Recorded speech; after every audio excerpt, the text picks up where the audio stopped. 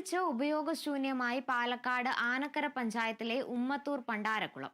ഒരു നാടിന്റെ ജലസംഭരണിയായ കുളം പുനരുജ്ജീവിപ്പിക്കാൻ അധികൃതർ അടിയന്തര നടപടി സ്വീകരിക്കണമെന്നാണ് നാട്ടുകാരുടെ ആവശ്യം.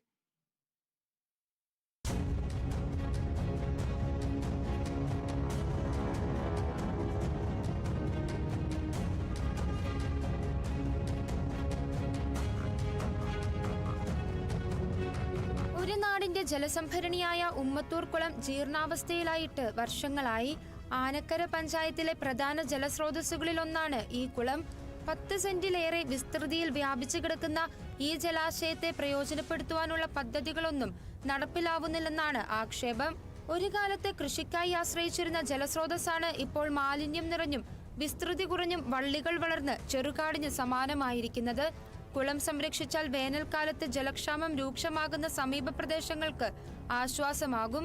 നവീകരണം പൂർത്തിയായാൽ അവധിക്കാലത്ത് കുട്ടികൾക്ക് നീന്തൽ പരിശീലനം നൽകുന്നതിനാവശ്യമായ സൗകര്യവും ഇവിടെയുണ്ട്.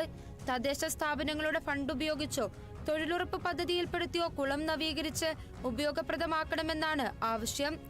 Kerala vision news, Palakkad.